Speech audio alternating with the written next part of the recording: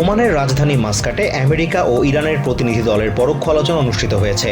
শনিবার ওমানের পররাষ্ট্রমন্ত্রী বদর বিন হামাদ আল বুসাইদির মধ্যস্থতায় এই আলোচনা অনুষ্ঠিত হয়। আমেরিকার হয়ে আলোচনায় নেতৃত্ব দেন প্রেসিডেন্ট ডোনাল্ড ট্রাম্পের মধ্যপ্রাচ্য বিষয়ক বিশেষ দূত স্টিভ উইটকফ।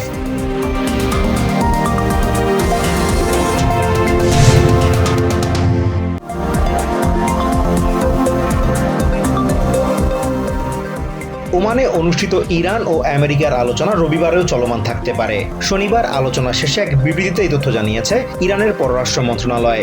বিবৃতিতে বলা হয়, এদিন পরোক্ষ আলোচনার পর প্রেসিডেন্ট ট্রাম্পের বিশেষ দূত স্টিভ উইটকফের সাথে ইরানের পররাষ্ট্রমন্ত্রী আব্বাস আরাকচি সরাসরি কথা বলেছেন।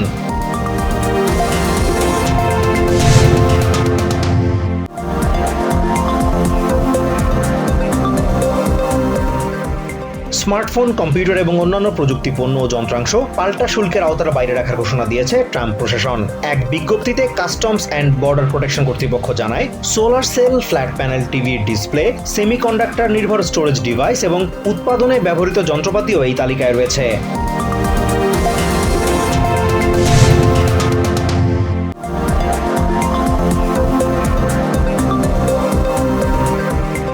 দেশের বাজারে বিক্রি হওয়া বিভিন্ন খেলনার ৭৭%ই চায়না থেকে আমদানি করা হয়। ফলে চায়না থেকে আমদানি করা পণ্যের উপর ১৪৫% শুল্ক আরোপ করায় এসব খেলনার দাম আকাশছোঁয়া হবে বলে আশঙ্কা করছে দ্য টয় অ্যাসোসিয়েশন ইনকর্পোরেটেড।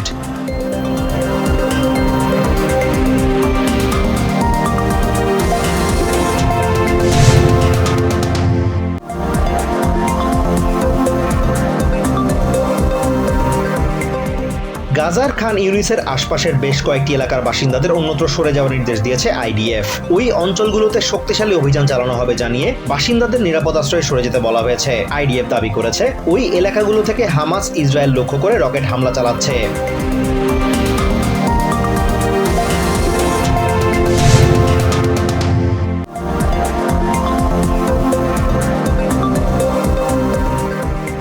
গাজার রাফা শহরের চারপাশ ঘিরে মোরাক করিডোরের নির্মাণ কাজ শেষ হয়েছে। শনিবার আইডিএফ জানায়, এর মধ্য দিয়ে রাফাকে গাজার অন্য অঞ্চলগুলো থেকে পুরোপুরি বিচ্ছিন্ন করে ফেলা হয়েছে। আইডিএফ এর দাবি, হামাসকে ওই অঞ্চলে অবরুদ্ধ করে তাদের উপর হামলা জোরদার করতে এই পদক্ষেপ নেওয়া হয়েছে।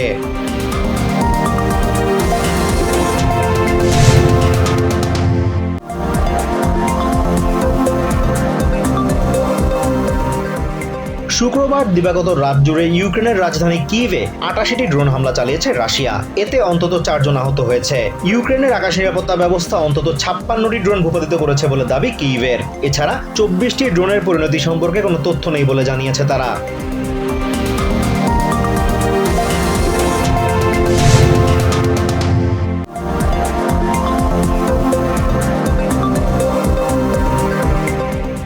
গাজায় ইসরায়েলি বাহিনীর গণহত্যার বিচার আন্তর্জাতিক আদালতে করার দাবি জানিয়েছে প্যালেস্টাইন সলিডারিটি মুভমেন্ট বাংলাদেশ। শনিবার ঢাকার সোহরাওয়ার্দী উদ্যানে অনুষ্ঠিত মার্চ ফর গাজা কর্মসূচি থেকে ইসরায়েলি প্রতিষ্ঠানের সাথে চুক্তি বাতিল এবং ইহুদিবাদী প্রতিষ্ঠানের পণ্য বর্জনের নির্দেশনা দিতে বাংলাদেশের সরকারের প্রতি দাবিও জানানো হয়।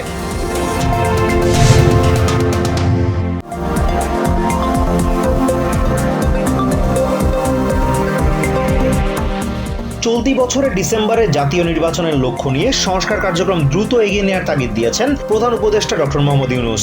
শনিবার বিকেলে জাতীয় ঐকমত্য কমিশনের ২ সদস্যের সাথে বৈঠকে তিনি এ বিষয়ে কথা বলেন। এক সংবাদ বিজ্ঞপ্তিতে প্রধান উপদেষ্টার কার্যালয় এই তথ্য জানিয়েছে।